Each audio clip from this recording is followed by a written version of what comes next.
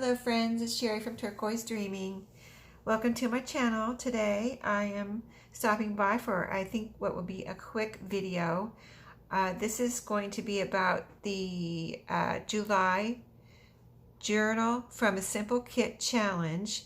This is by Dear Julie, and that's a lot of J's. Anyway, so we're posting kind of videos and pictures of our kit. You know, it's from a simple kit. So I was actually trying to get my kit together from the items that we're allowed to use, but I found that a little difficult because I didn't want it all out here as I started working on this journal. So I just decided to start with my cover and the first, few items that I need to get started. So what I've got so far is I have my book. We're allowed to use one book. So this is a Reader's Digest that I'm using. And I have, let's see, I have a composition book. And well, I haven't narrowed it down to one. We're allowed one composition book.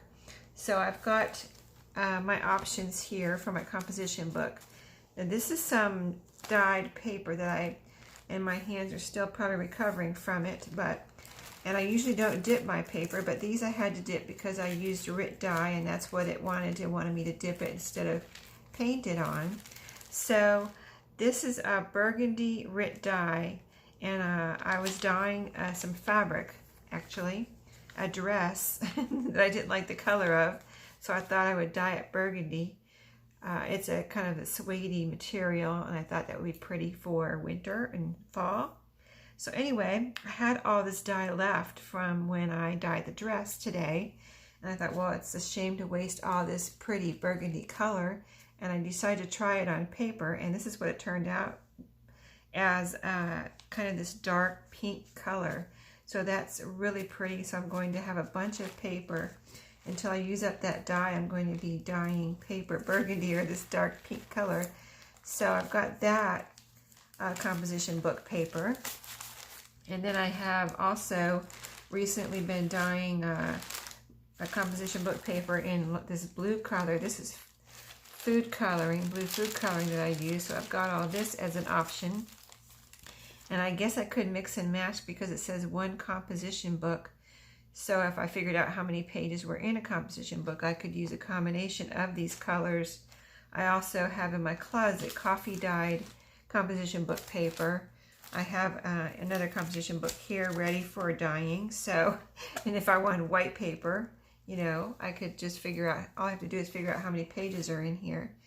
And it says 100 sheets right here. So I have an option of using a combination of 100 sheets of different colored composition book paper because, if I was going on a trip, I keep this dyed paper ready to go in my closet. And so if I was going on a trip and I wanted to use some, I would just grab it out of my closet and, put it in my bag of supplies, and off I would go. So I believe that is an option. And then let's see, what else have I got ready?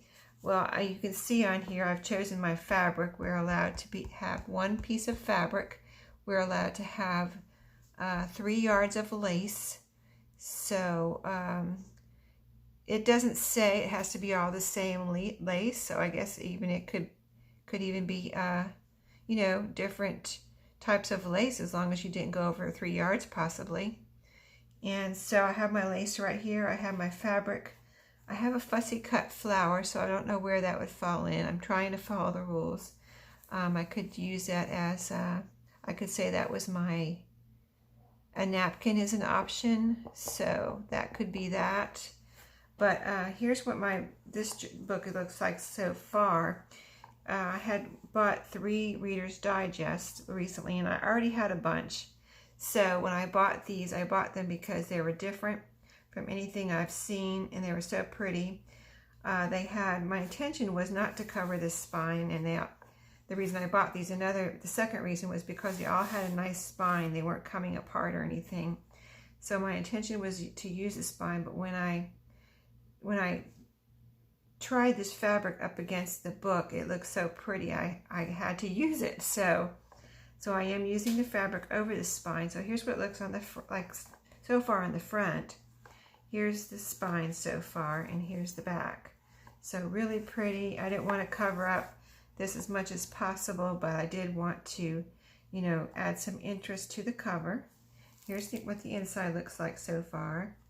And actually, I'm making 2 more at the moment because I bought those 3 and I promised myself I would use them right away because I already have a bunch of Reader's Digest, and I said, well, these 3 are so pretty, I'd really like to get them, but you know, I have to use them right away. I just can't let them sit around in my craft room. So here's the second one.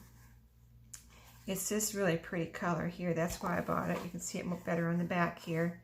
And this fabric looks so beautiful with this cover. It just looked like it belonged. And then, so I've got some layering on this one. I used more of the lace on this one, but I liked this lace as a background because you can see this pretty book cover behind it. So that's what I was trying to do, not to cover up the book cover as much as possible. And then, you know, I have some other layers here. And here's the inside so far. And I think I showed the back. And then the third one that I had bought that day that I could not leave behind that I thought was so pretty was this one here. Really different from anything I have. And it's this pretty gold. It's actually almost 2 shades of gold here, like a yellow gold and a gold gold. And then when I put this fabric, I had all this fabric I showed just now. I had it in my stash. And when I put this fabric against this gold colored book cover, it looks so pretty and perfect. I really couldn't believe it. And then so here's what it looks like on the front with this pretty, looks like it's either a goose or a mallard. I'm not sure what really kind of duck that is, but I was looking for something to put on the cover, you know, to add interest like the other 2 books. And when I pulled this out, it was on, this is an apron that it was on an apron that I showed earlier in some other previous videos that I was using some of the fabric from. And it's a vintage apron and that I had been cutting up, and this duck was on there. So I pulled it out to look, you know, into some layering here. And then when I put it on here with just the fabric and the book cover, it just looks so perfect that I didn't add anything else. I just loved it just like this. So here's the back, here's the inside, and you can just see how that contrast of these colors just looks so perfect together, like it should have always been like this. So anyway, so that's the 3 covers or 3 journals I'm going to be working on now. One is only really for the, you know, this one's for, I guess I narrowed it down to this one for the challenge. And so I'm going to go now and start on the pages and then, you know, incorporate the other elements that we have, you know, that were allowed in this challenge. So, but another problem I have is now that I've torn apart 3 Reader's Digest, I have all of this book pages to use up now. So I'm going to be thinking of ways to use this, and so I'll be coming back with a video or videos possibly on how to use up my book pages, which I've done before, but I kind of have something new I'm working on. So a little bit of a new idea to me anyway, something I haven't done before. So I'm kind of excited about that. So I can't wait to just make a bunch of stuff with these book pages. And so I'll be back to you on that and more progress on these journals. And thank you for watching tonight. If you haven't subscribed, just look below this video. There's a little button. My husband actually asked me this question tonight. He said, how do you subscribe to a channel? I was like, you've got to be kidding me. You don't know. And he is subscribed to my channel. And he said, well, how did I said, you're subscribed to my channel. And he said, how did I do it? So I said, in case there's anyone else out there like him, all you do is look under this video and there's a little button there that says subscribe, and you hit it, you click it, and you're subscribed. And then you hit that little bell right beside the subscribe, and that is so you can get notifications of my next videos. So I would love it if you do that. And then if there's a like under there, don't pay attention to that other button, that dislike or thumbs down. Just ignore that. But hit the little like button. That would be awesome. I really do look at those things. So I think it's, you know, it's kind of it's a hobby right now. So I check that stuff out. So thank you for watching tonight, and I'll see y'all next time. Happy crafting.